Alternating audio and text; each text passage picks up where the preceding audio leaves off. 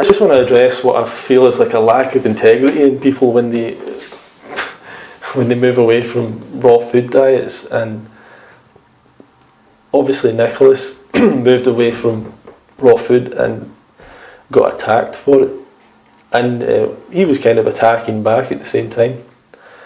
And I don't really know a lot of the people that were attacking, a lot of them, or if they were really attacking or whatever. But there's a weird lack of integrity. I feel there's always been that, and that people they want their subscribers and their followers and friends and fans, whatever. They want to give this message like they went back to cooked food and everything was exactly the same, or it was better, and their issues, their problems went away, and everything's better. And I feel there's a lack of integrity there, just a lack of honesty. And I don't really care who it is or what figure in the raw vegan movement it is. When people are moving to a Rottle 4 and everything else diet and cooked food diet, there's no question for people that don't know this or haven't done raw food or whatever, the difference is very noticeable if you have cooked food, if you're someone that is trying a raw food diet, and if you have a meal, and I get what people say, well, you need to build up the biome, the nutritional biome, in order to eat cooked food again. And it's just silly. It's the same kind of thing you could say about eating meat or anything else. Oh, we need to build up the biome and the nutritional biome. There's a huge amount of lack of integrity from the vegan doctors. Enormous. When you get guys like Dr. McDougall, Dr. McDougall stakes his whole profession, his whole thing is starches, right? And it's great, and I'm not stopping or telling anyone not to do that. That's for the audience and the people that he's going for. But that's not a message for the raw food, for people that are interested, that got into raw food. It's unlikely that you got into raw food because you're a 50-year-old lawyer or something that's got heart disease. That's he's looking towards that kind of person. Do you know what I mean? Like he's looking towards these people that are coming to a doctor because they're ill, and he's giving them a diet, and he's giving them a relatively every diet. It's kind of hard to change any diet, but he's giving them a diet that's relatively easy to eat or whatever. But you don't just take all that information and send it towards raw food people and go, oh yeah, you should listen to what Dr. McDougall said, because he's not really speaking about about the idea of raw food. But there's a huge lack of integrity with him, Dr. Greger, Barnard, huge lack of integrity. All of these guys absolutely know, they are not idiots. They understand that raw food is so much better than cooked food. They are not dumb, right?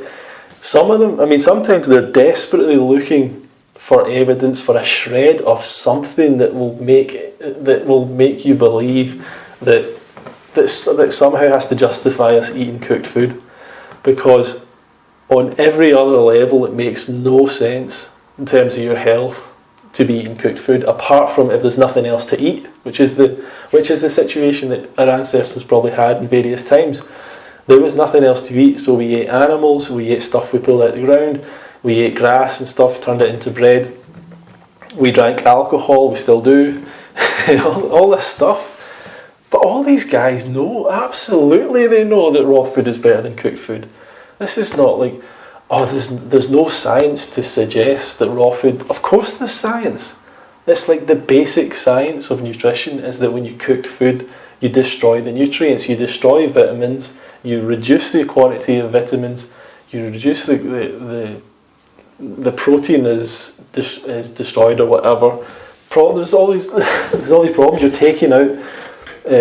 You're obviously reducing the water content of food. You're changing it. It's a chemistry experiment. Minerals are like an element, so they won't change. They won't be changed by heating. But the idea that, oh well, like there's more, if you cook tomatoes, there's more lycopene, so cooking food actually releases more lycopene.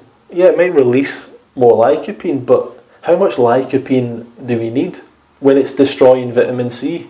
Which, if we don't get enough vitamin C, we get scurvy. Like, it's a serious problem. What, has anyone ever had a lycopene deficiency? Why is anyone thinking about lycopene? It's just a way of saying to people, well, look, you can cook food and you get more nutrients. It's just not true. You don't get more nutrients when you cook food. You take a food and you destroy nutrients when you heat it. That's just basic, really basic chemistry. Goes back at least 100 years.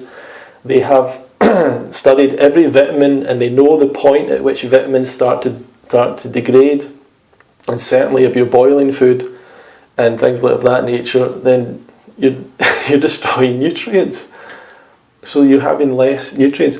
At the same time, you're eating food that the very fact that you have to cook the food is a suggestion that your anatomy does not have the sufficient design to eat the food.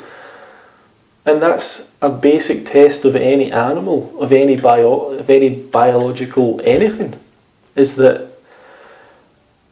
we evolved in an environment in which we exploited what we could in order to live, to make a living, and we evolved to be good at eating certain things and getting certain things.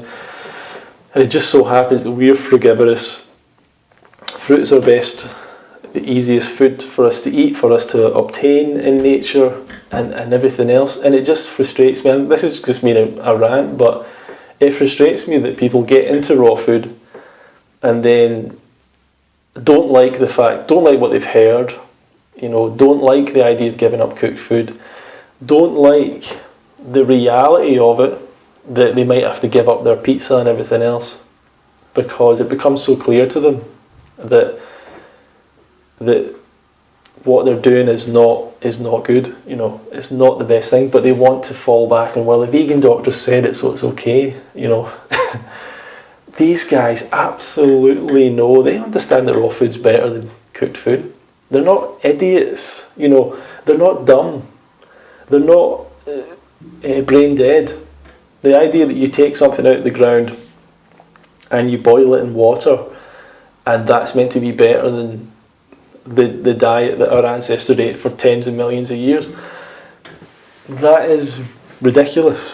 And on some level they either know it and they're just being, they have a certain message for a certain reason, or they don't want to face the reality of it, or they're not interested. And there is a level of addiction to it, and this is something that gets brought up and addressed, and people don't want to hear it, but it's real. I mean, food addiction is just on so many levels, and people get addicted to everything. We all look for a crutch, we all look for something we want to hang on to, like this, something to grab onto, something to de-stress with, whether it's cigarettes, whether it's caffeine, whether it's your mobile phone, whether it's making YouTube videos or watching YouTube videos, which is a big, addiction for me, is going on watching YouTube videos or whatever, and becoming really fascinated in something and watching videos over and over, and that, that's kind of a form of addiction too. So I don't.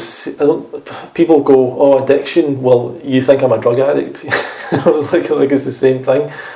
I don't think you're a drug addict. I think you have the exact same. It's the exact same thing as any addiction, which is you get a stimulus, and your brain goes into this mode like you want to have that thing, and you can't control yourself, and you find yourself doing it even though you're not really wanting to do it, and you can't get enough of something you don't want. And that's one of the definitions of addiction, is never getting enough of something that you don't really want. So many people to me over the years, I mean, it's only been 3 or 4 years that I've been into raw food, but have come in, gone out, and you just think, I mean, some people, the people that you were huge supporters of 80-10-10, huge supporters of raw, coached people, had videos, spoke at events, whatever, and then changed and went back for whatever reason, sometimes emotional reasons. something was lacking in their life, whatever it was, and you saw the effect. You know, you met them a while later after they changed their diet, and they were just absolute. It was addiction. You know, it wasn't like they were eating a little bit of potatoes here and there. It was like totally they didn't eat raw food anymore. It was like they were eating at restaurants every night. I'm thinking of one guy in particular. It's kind of unfair, and I'm not going to say who it was or anything, but I've seen it in other people, the same thing. You know, and what they were portraying online or whatever is like, yeah, I eat a bit of cooked food now and then. It was like they ate nothing but, you know. It was like restaurants all the time. Their weight was affected. They put on a lot of weight. Their skin, everything. They clearly their health had not improved. Things had not got better, but they would swear blind that things were better and things about their health were better, and you just looked and you just went, this can't, you know, this isn't right, you know. And that, to me, that I think about that kind of thing when I think of addiction or whatever. It's people just can't even face the reality anymore that, you know, the food they're eating is not really supporting them as well as it could. And fair enough, they probably weren't low-fat, plant-based, but they were vegan for sure, and had just went back to kind of junk vegan, which is it's hard not to do.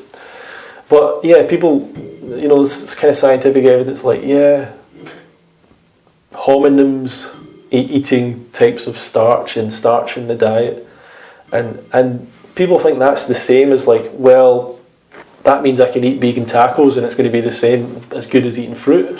It's not the same. Your vegan tacos aren't the same. Your vegan pizza isn't the same. You're going to a vegan restaurant eating all this stuff covered in oil and then saying that you're a low-fat, plant-based, whatever. It's not the same. And every person I've ever met that says, oh yeah, I went back to cooked food and yeah, it's great, and I just know that it's not.